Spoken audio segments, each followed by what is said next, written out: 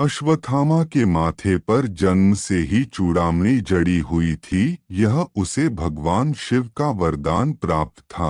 इस मणि की अद्भुत शक्तियां थीं। अजेयता, मणि धारक को कोई अस्त्र शस्त्र नहीं मार सकता था। अमरत्व, उसे कोई रोग, भूख प्यास, थकान या मृत्यु नहीं छू सकती थी। तेज और प्रकाश, रात में भी मणि से दिव्य प्रकाश निकलता जिससे अंधकार मिट जाता। सुरक्षा कवच, राक्षस, देवता, दानव, नाग या यक्ष किसी का भी उस पर प्रभाव नहीं पड़ता था। महाभारत युद्ध के अंतिम दिन दुर्योधन की गदा युद्ध में भीषण पराजय हुई। भीम ने उसकी जंघा तोड़ दी और दुर्योधन मृत्युशैया पर पड़ा रहा। दुर्योधन ने मरने से पहले अश्वत्थामा, कृपाचार्य और कृतवर्मा से कहा कि वे पांडवों से बदला लें। अश्वत्थामा, जो पहले से ही क्रोध और अपमान से भरा हुआ था क्योंकि उसके पिता द्रोणाचार्य का वध हुआ था, बदले की आग में पांडवों को मारने की योजना बनाने लगा। उसी रात अश्वत्थामा ने कृपाचार्य और कृतवर्मा के साथ मिलकर पांडवों के शिविर पर हमला किया। पांडव युद्ध से थके हुए थे और उस समय सो रहे थे। सबसे पहले अश्वत्थामा ने ध्यान और तपस्या से भगवान शिव को प्रसन्न किया। शिव ने उसे अपना एक अंश रूप और अस्त्र प्रदान किया, जिससे वह अपराजेय बन गया। पांडवों का शिविर अच्छी तरह सुरक्षित था, लेकिन अश्वत्थामा ने शिव के अस्त्र बल से प्रवेश कर लिया। उसने भीतर घुसकर सोते हुए योद्धाओं का संहार करना शुरू किया। पांडव उस समय वहां नहीं थे, वे द्रौपदी के साथ किसी अन्य स्थान पर ठहरे थे। लेकिन उनके पांचों पुत्र उपपांडव प्रतिविंध्य, सुतसोम, श्रुतकीर्ति, शतानिक और श्रुतसेन वहीं सो रहे थे। अश्वत्थामा ने उन्हें पांडव समझकर तलवार से सोते हुए ही मार डाला। सुबह जब द्रौपदी को यह समाचार मिला तो वह शोक से मूर्छित हो गई। अर्जुन ने प्रतिज्ञा की कि वह अश्वत्थामा को जीवित पकड़कर लाएगा। अंततः अर्जुन ने नागपाश से अश्वत्थामा को बांध लिया और श्रीकृष्ण के सामने लाया। वहीं श्रीकृष्ण ने उसका मणि छीनकर शाप दिया। शाप के अनुसार अश्वत्थामा अमर रहेगा, मृत्यु उसे नहीं मिलेगी। उसके माथे से मणि निकाल ली गई, जिससे उसका दिव्य कवच टूट गया। उसका शरीर हमेशा घावों और पीप से भरा रहेगा, जो कभी नहीं भरेंगे। वह दुनिया से तिरस्कृत होकर कलयुग के अंत तक भटकता रहेगा।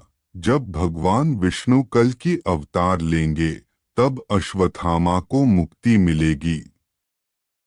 जब अर्जुन ने अश्वत्थामा को पकड़कर श्री कृष्ण के सामने प्रस्तुत किया, तब श्री कृष्ण ने आदेश दिया कि उसका वध न किया जाए, पर उसकी मणि अवश्य छीनी जाए।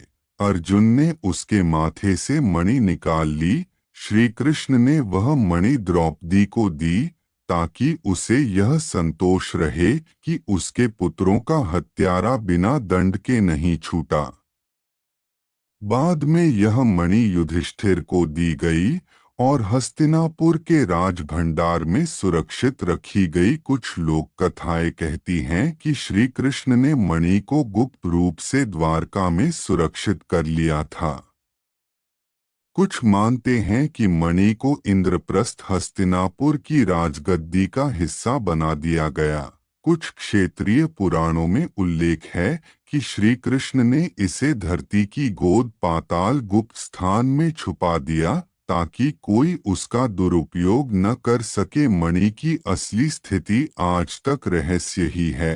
लोक मान्यताओं के अनुसार यह मणि कलयुग के अंत तक गुप्त ही रहेगी। तब अश्वत्थामा इसे पुनः प्राप्त कर भगवान शिव की आराधना से मुक्ति पाएगा। मणि उसकी शक्ति थी, लेकिन छिन जाने के बाद वही उसकी पीड़ा बन गई। आज भी लोक कथाएं कहती हैं कि अश्वत्थामा भटक रहा है और अपने शाश्वत घावों के कारण कराहता है। कहा जाता है कि वह कभी किसी मंदिर, कभी किसी नदी या जंगल में लोगों को दिखाई देता है। अमरत्व का शाप महाभारत में स्पष्ट उल्लेख है कि वह कलयुग के अंत तक जीवित रहेगा। लोक कथाएं और जनश्रुतियाँ भारत के अलग अलग हिस्सों उज्जैन, कन्नौज, बुरहानपुर, गंगा किनारे, जंगलों में आज भी लोग दावा करते हैं कि अश्वत्थामा से मुलाकात हुई। मंदिरों में उल्लेख मध्य प्रदेश, गुजरात और उत्तर भारत के कुछ शिव मंदिरों में पुजारी कहते हैं कि रोज कोई रहस्यमय साधु आता है, घाव से लथपथ, और पूजा के लिए फूल या औषधि मांगता है। कभी मृत्यु न होना, उसके शाप के कारण वह मर नहीं सकता, इसलिए माना जाता है कि वह अब भी धरती पर जीवित है। अगर आपको हमारी यह कथा पसंद आई हो तो वीडियो को लाइक और शेयर जरूर करें। और ऐसी ही अद्भुत महाभारत और श्री कृष्ण कथाएं सुनने के लिए चैनल को सब्सक्राइब करें और बेल आइकन दबाना न भूलें।